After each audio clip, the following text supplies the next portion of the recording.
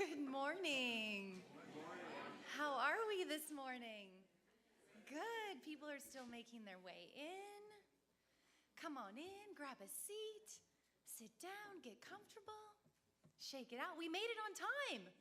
Yeah, daylight savings, we're all here. That's good. All right, we're off to a good start, guys. All right, well, welcome to our service for Sunday, March 12th, 2023. And greetings to all of our online family. Thank you for sharing your time with us. We are so happy that you're here. Please reach out to us anytime, online or in person. We would love to connect with you. We welcome the light, but how do we regard the shadow? Each day the earth rotates away from its source of light, yet the sun's radiance is still there, awaiting its time of return. Today we are excited to welcome the always luminous Margie Barlow. And we are going to be discussing how the moments of darkness can be fertile ground for the bright benefits of growth. Now let's stand as we join Julie Reagans, Curtis Bringle, Jeff Stocky, and Bruce Wayne and sing our welcome song. 2, 3.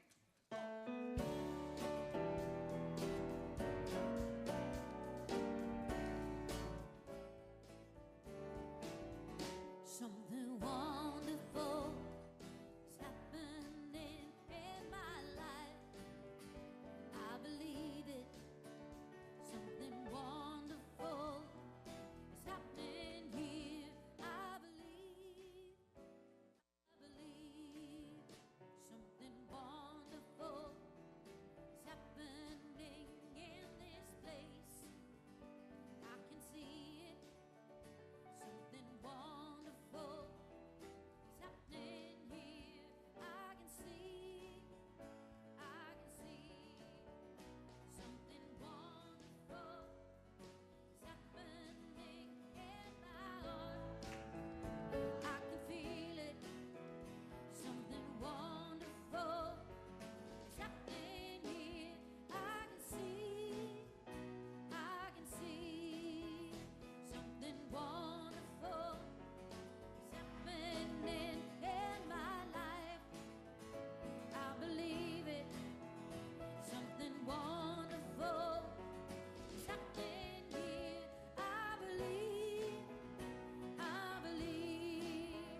Something wonderful is happening here. I believe. I believe.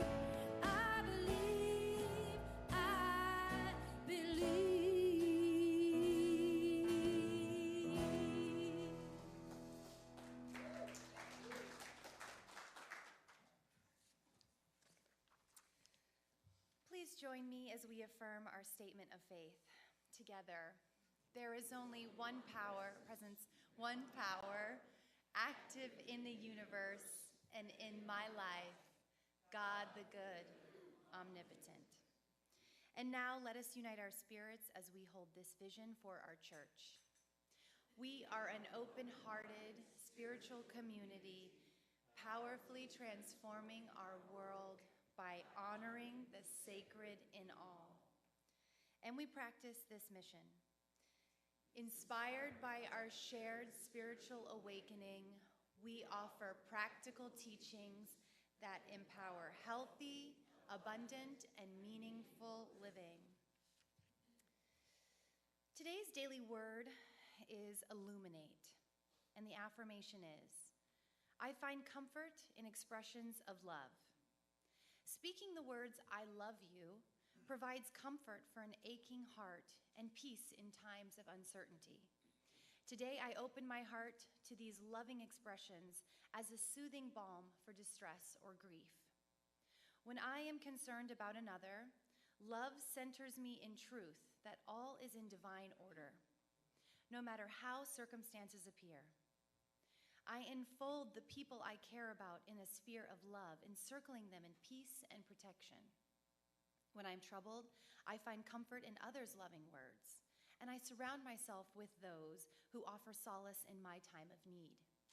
I find encouragement in their kindness and compassion. As we share ourselves in kind and loving ways, We hearten spirits and bolster faith, giving comfort to ourselves and to others. And from Thessalonians 2:17, comfort your hearts and strengthen them in every good work and word. And now, with our gathering prayer, my sweet husband, Michael Finn.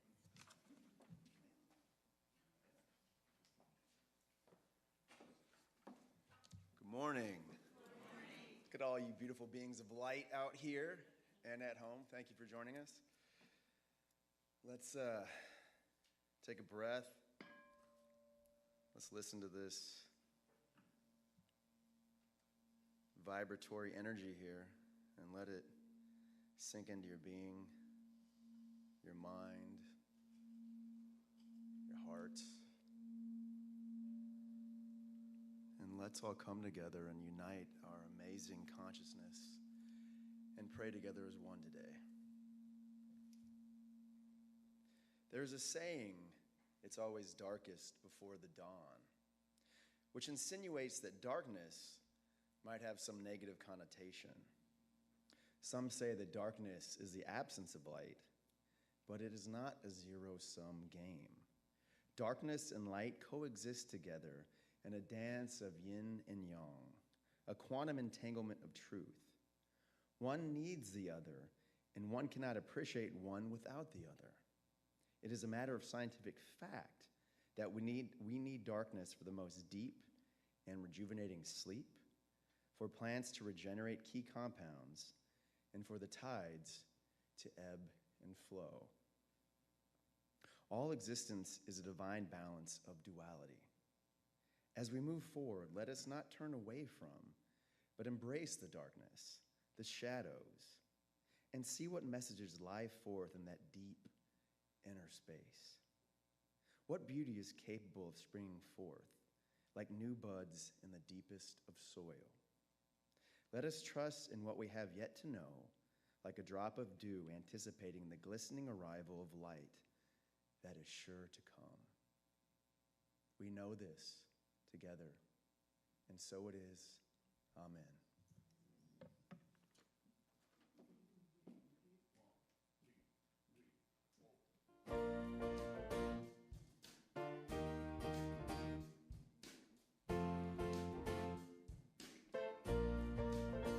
Whenever God shines His light on me, open up my eyes so I can see. When I look up in the darkest night, then I know everything is gonna be alright. In deep confusion, greater pain, when I reach out for Him, He is always there. When I am lonely as I can be, then I know God shines His light on me.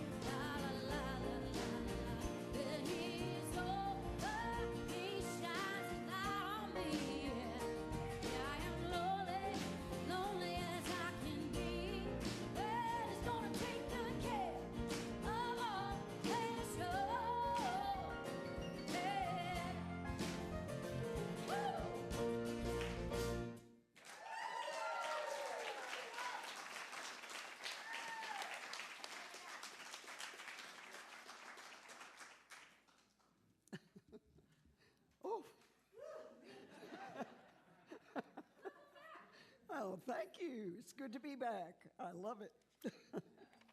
What a song. Wow. When you sang, "It Is Well With My Soul," was that last week or week before? Oh, anyway, I cried because my daddy used to sing that in our little country church, and it was just so touching. Thank you, thank you, thank you. And good morning. Dear, dear friends, some of you of the long road, we've been together a long time.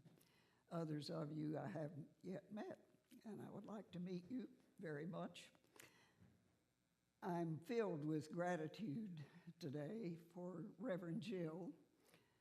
Her ministry has been so precious, so breathtaking. She was so good with our family when Paul walked on. That's the Native American way of saying he died. And her ministry to us was just priceless. I couldn't have asked for anything better. And to all of you who are behind the scenes making things happen here, Leah, the Finns, every one of you, I am deeply grateful and thank you.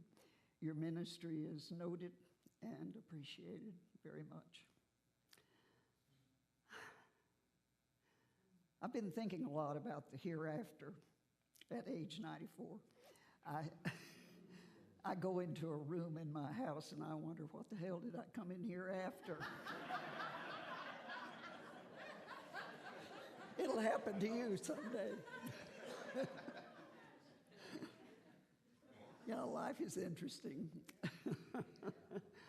And I chose this subject, the Dazzling Dark, because all of us have our times of darkness when the light goes out, when you're at a turning point in your life and something is changing, something is drastic, something has hit you like the train or the ton of bricks. And from that dazzling dark place comes wisdom, learning, life.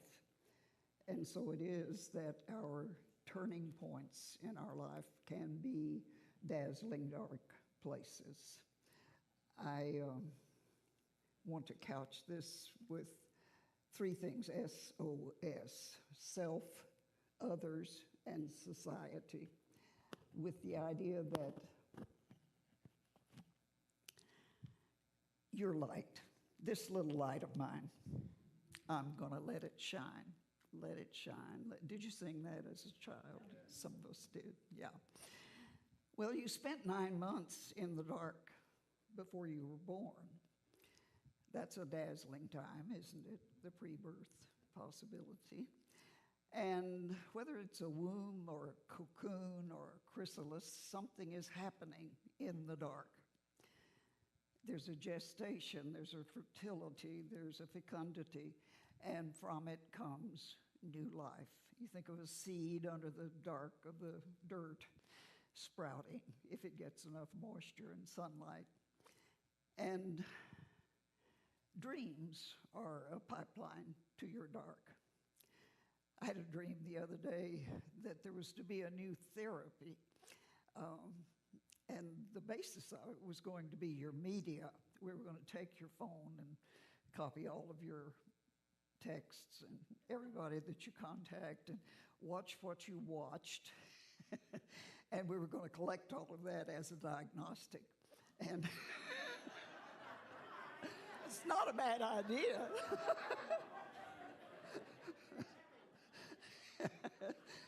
And we would devise the therapy to fit what you're taking in. We are so hooked up now. And I think he was going to call it the light of the world or something like that. That's my dream. The unconscious mind, that part of us that we deny, that we know that it's there, but we don't see it and we don't understand it, and we can spend a lifetime searching it out. As I make up my own scripture about that, we project it onto other people.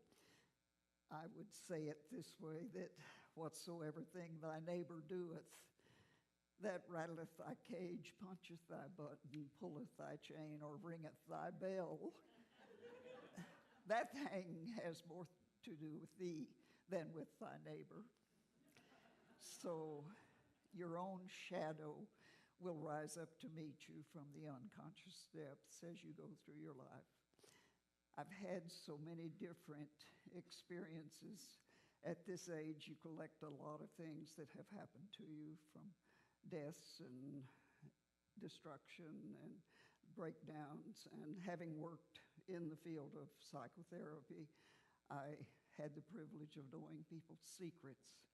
And I can tell you there is much in the dazzling dark that the mystics used to explore, that they would call it the deep dazzling darkness, where our ordinary ways of knowing are obliterated by the overwhelming excess of divine being. You are on your way to being a divine soul, having an earthly experience. There's a place south of Kingsville. I spent most of my life and career in Kingsville in Corpus Christi, Texas. And 50 or 60 miles south of Kingsville, you drive across the King Ranch where there's nothing, you get to a little place called Sarita. And that was the Mifflin-Kennedy spread, several 100,000 acres. He was friends with the founder of the King Ranch, which was also used to be the largest ranch in the world until Cuba took back their land, Fidel Castro's reign. So I would go down to Sarita, where the Sarita East homestead, the ranch house, had been given to the Catholic Church, and they created a house of prayer and silence called Leb Shemaiah. So when I would be working 7 days a week and nights and weekends and be kind of and 5 children at home and a sister-in-law who had been dropped off to go to school, it was a busy life, and I would be exhausted at times. So I would go down to Leb Shemaiah and spend the night, living in a little small cabin with a screen porch and silence. You didn't talk to anybody. If you had to talk, you whispered. So it was a time of meeting and resting and rejuvenating myself. The library in the main ranch house had 30,000 books in it, vast library. And the priest and the 2 nuns were very, very helpful. They prayed with you, and they guided you if you wanted it. You could go for guidance. Sister Joan would often meet me with a new box of books. She knew that I loved to read, and so she would say, I've got a new box from Shambhala Press. And so I would spend my day sometimes sleeping around the clock because I would be so tired. And I would recommend to you to have a place where you can go and be silent and meditate and rejuvenate and restore your soul. It's a good thing for you. Ask yourself, is your life a puzzle or is it a dream? If it's a puzzle, it doesn't come with a picture on the box. That will be hard for you to put together. I think you do the edges first. So you get your edges set. And I kind of like to go up to the edge and look over and see what's beyond the edges. I've spent my life exploring what could be, what might be, what is. I love to delve into mysteries. And so is your life that kind of puzzle? Or is it a dream and somebody needs to pinch you and say, wake up?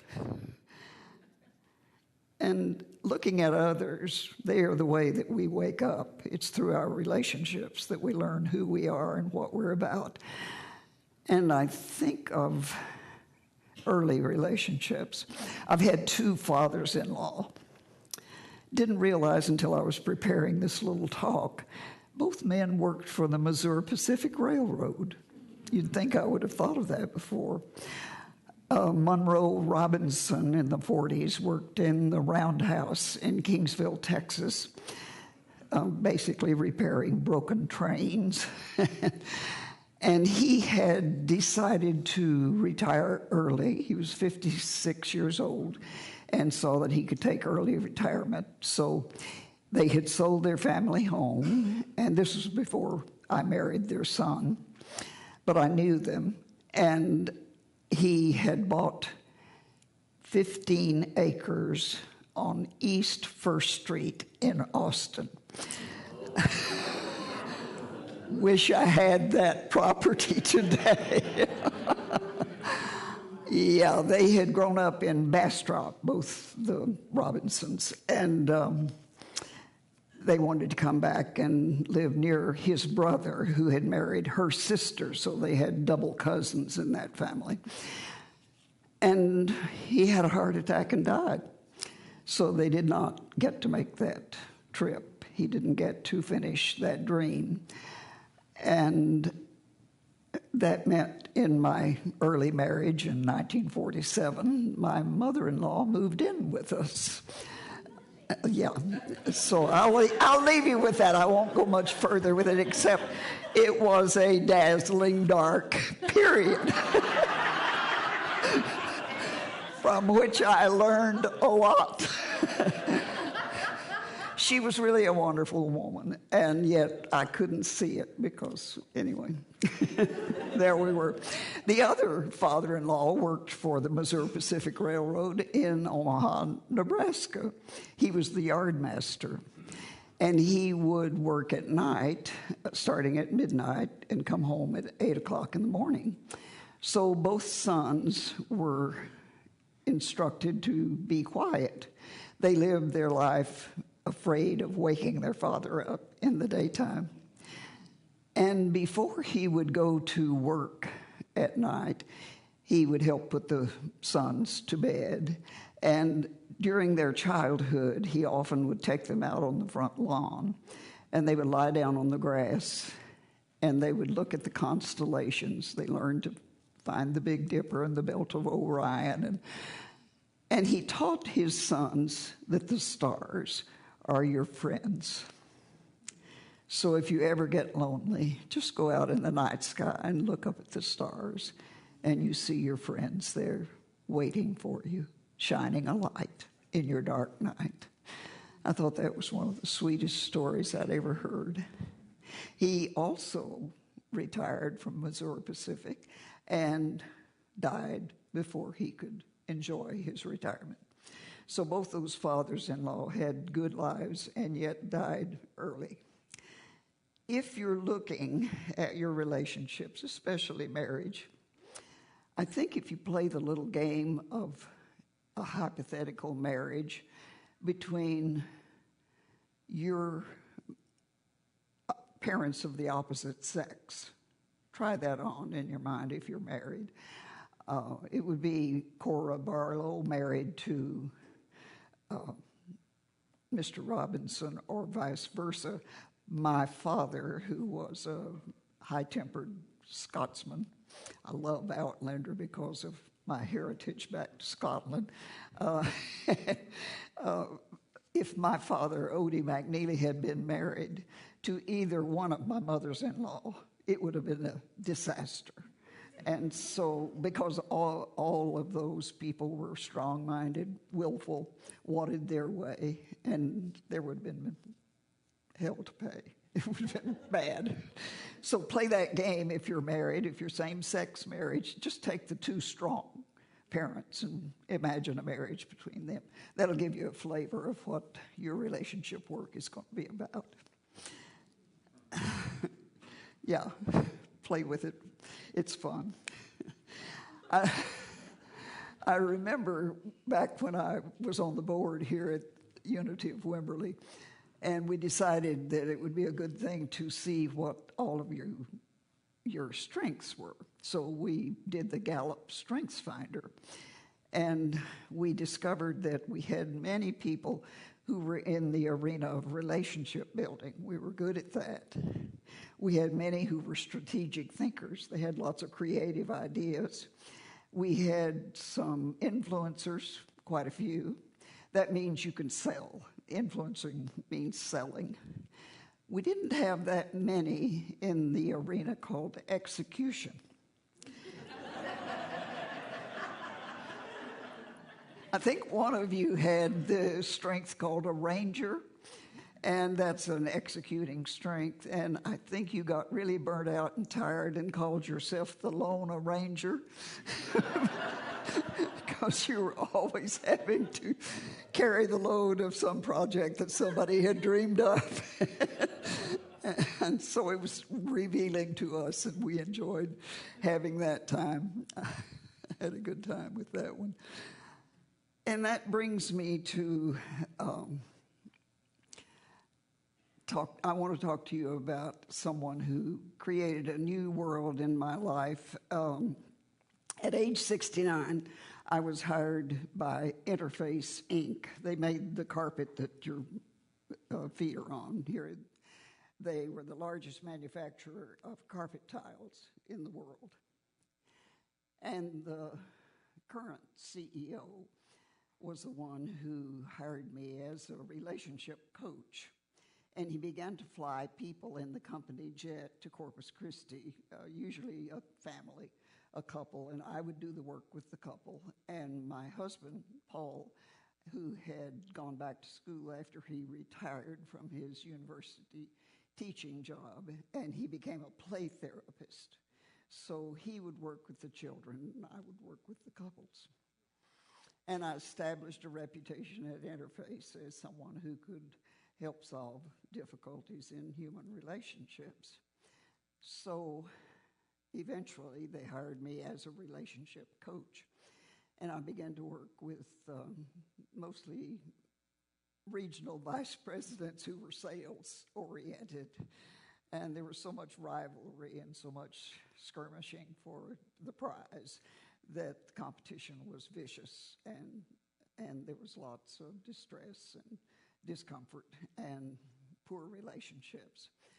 I remember one such case where I went in basically doing family therapy.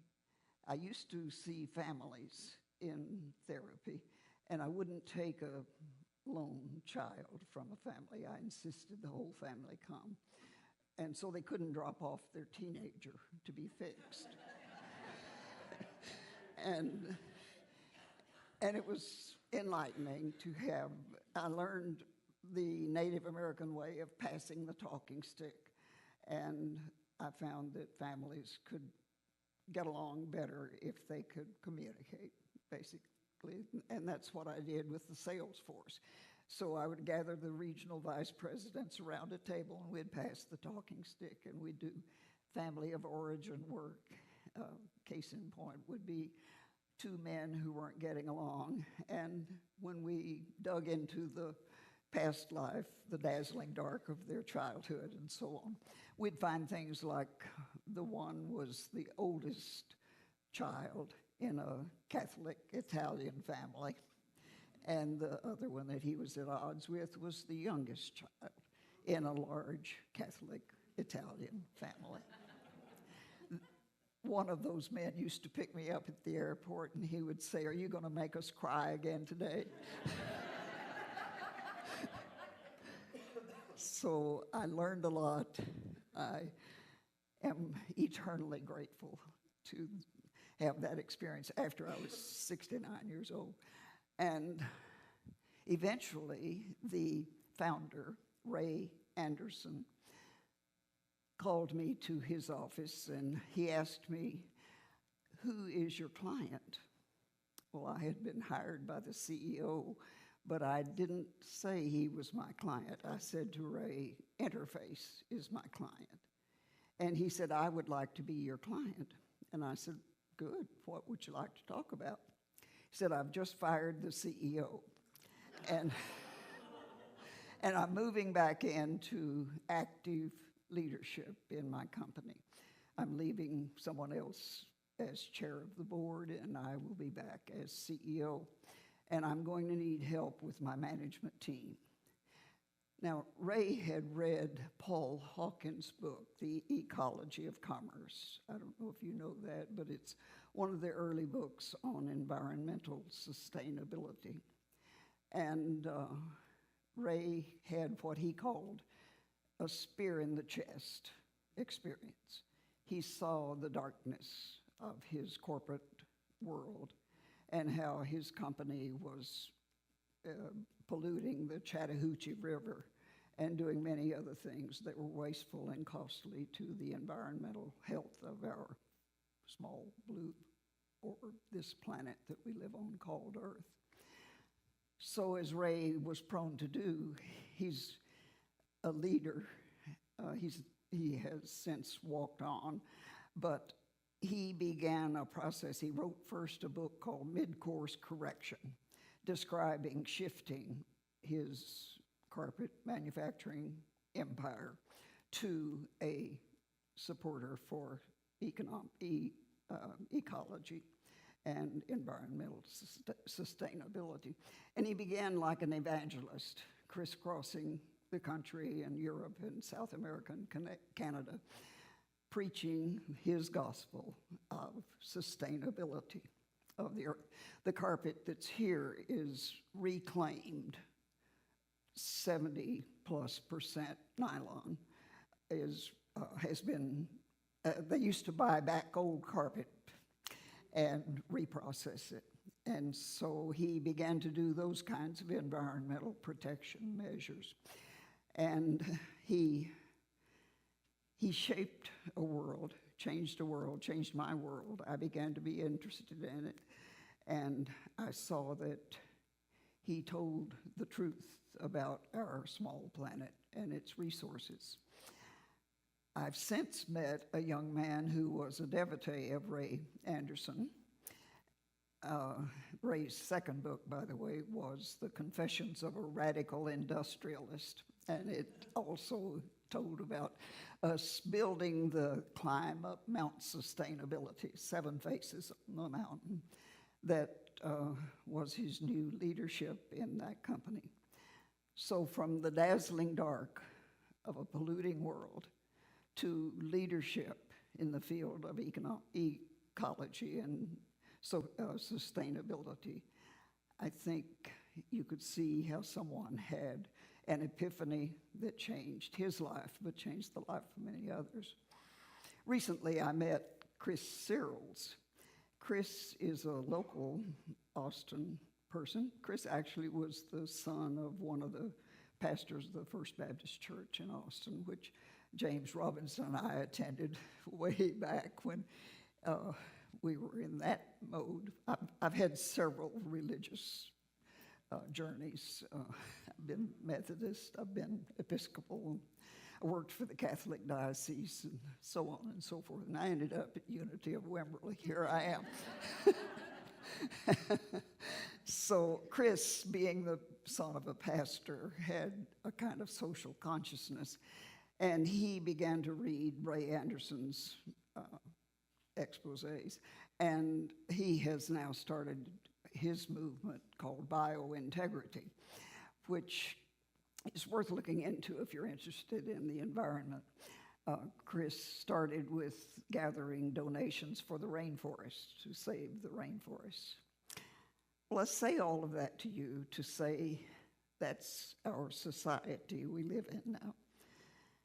And I think there is a change in what's to come. We've had 2,000 or more years of pyramid-shaped structure in our world, where you climb a pyramid. Usually there's one person sitting at the top, a pope, a president, a CEO, some kind of leader that we look to. And now maybe we are shifting more to a circle where we pass the talking stick and each can tell their own truth and be who you are in your own dazzling dark to let there be light. This little light of mine, I'm going to let it shine. So shifting from the pyramid to the circle, learning how to love one another which begins with loving yourself. That's the message I'm wanting to bring you today. And I wanted to read you something we used to. I spent many years with Jean Houston in her mission. She went around the country during the Carter administration doing the possible human.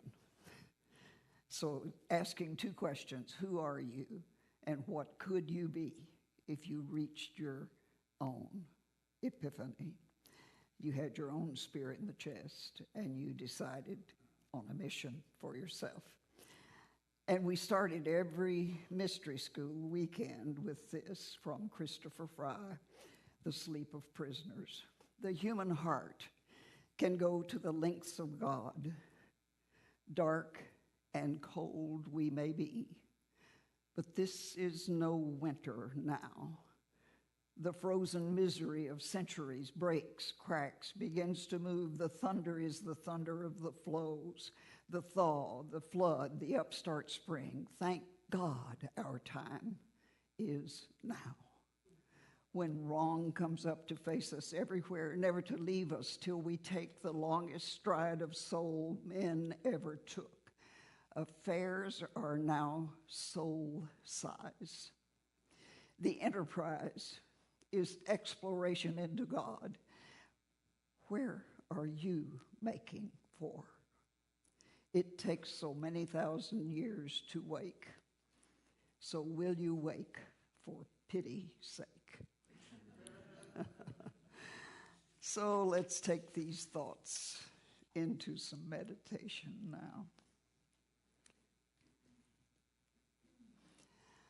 Settle your body into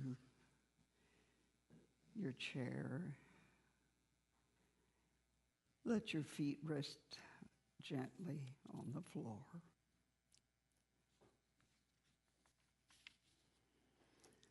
And if you haven't already, close your eyes.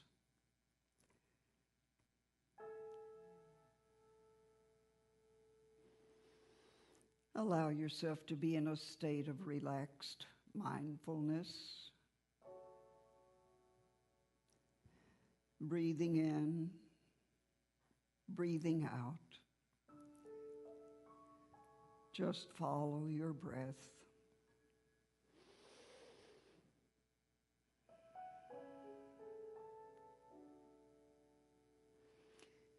You are the light.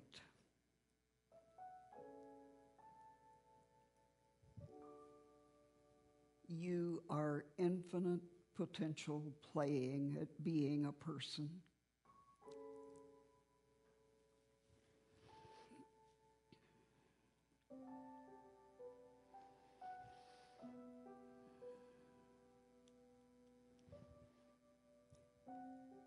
You are the mystery of life made manifest.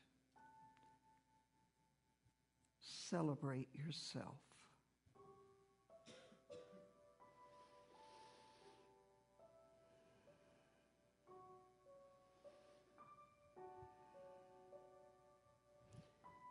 As you breathe in and breathe out, if you truly celebrate yourself, how do you think you would feel? What kind of behavior would you engage in?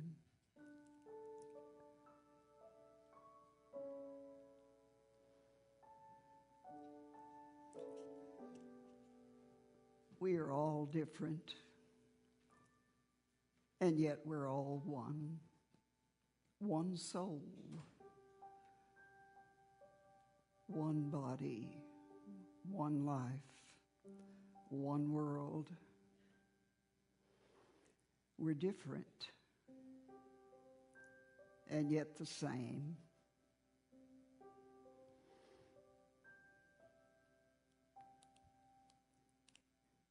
We can love one another, and we can love ourselves.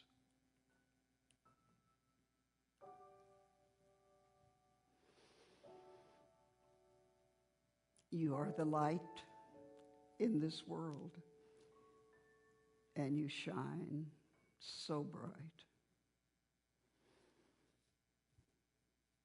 Your life is a dream. And you are the dreamer.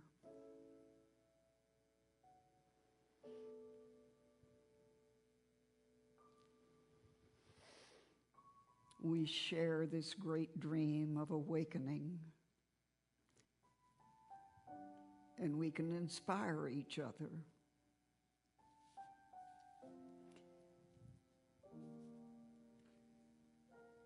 We can comfort each other.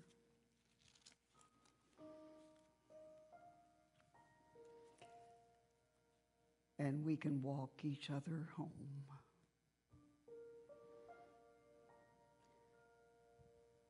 And so it is.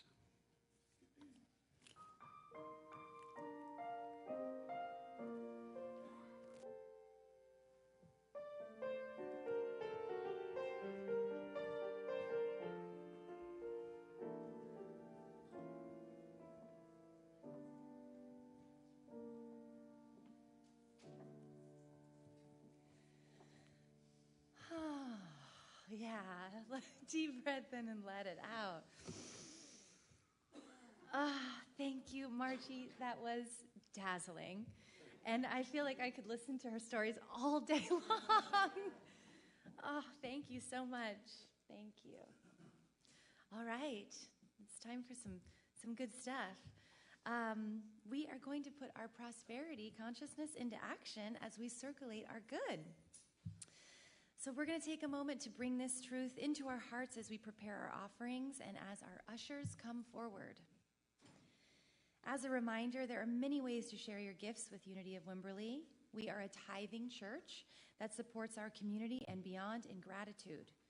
You can see where we send our gifts on the Giving tab under Prosperity Consciousness.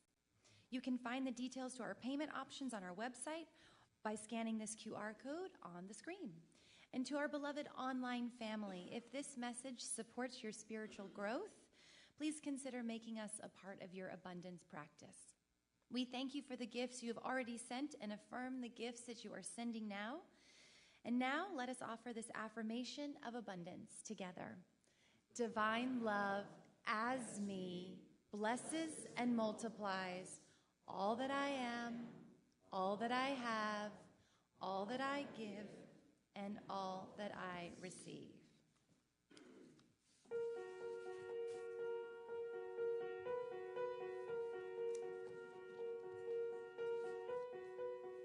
The world waits for a miracle. The heart longs for a little bit of hope. Oh, come, Emmanuel.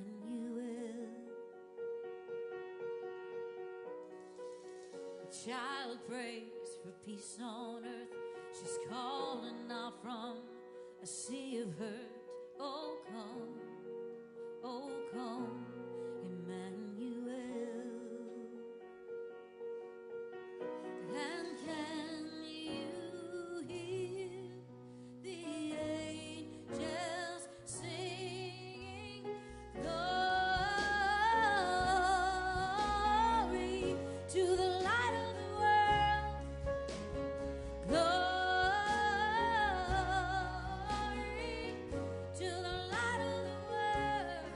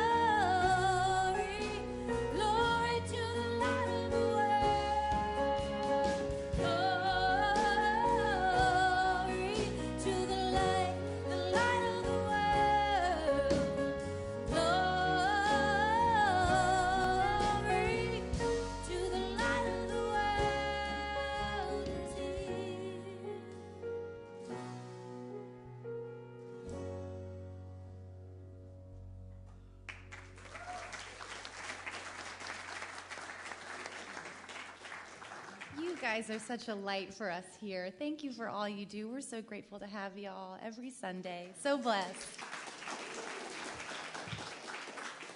All right, let's bless these gifts. With full hearts, we say, we bless these gifts and the givers with our love and gratitude. Thank you. All right, next Sunday, March 19th, please join us as we celebrate Precious Passages with Rev. Jill Carey. And as a reminder, the Sunday after, which is March 26th, that will be Rev. Jill's final Sunday as our senior minister right now here at Wimberley. So be here. And on that note, the Ministerial Search Committee would love your help. So on Sunday, April 2nd and 16th, we are going to be doing some video recording testimonials for potential ministerial candidates to hear why Unity of Wimberley is so special. That should be easy.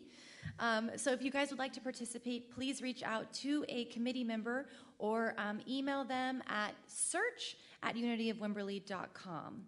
And please join me as we affirm the search for our new minister. I love this, that we're all going to say this together every week. This is great. God's infinite love and wisdom now guide us to the right and perfect spiritual leader for our community. We let the activity of the one mind reveal this divine appointment as we unite in our gratitude for our new minister. Amen. And now, Michael Finn will tell us about a special upcoming event this Saturday.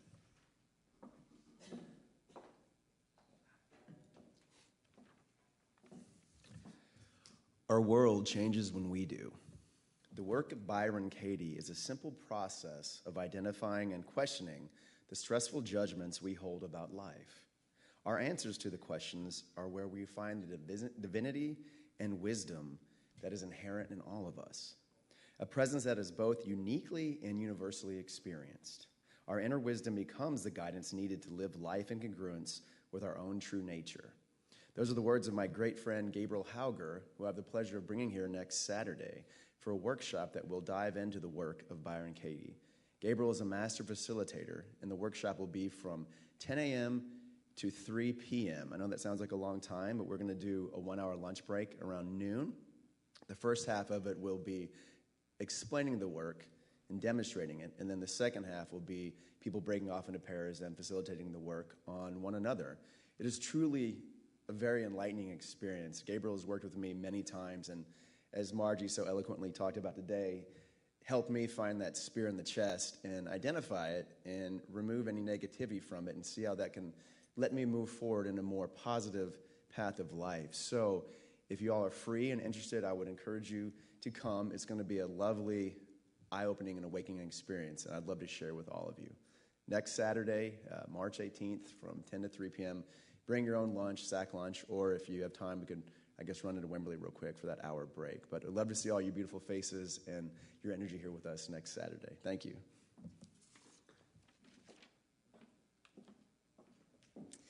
All right, Unity Supper Clubs, April 7th, Passover Seder dinner is approaching, and we only have 8 tickets left.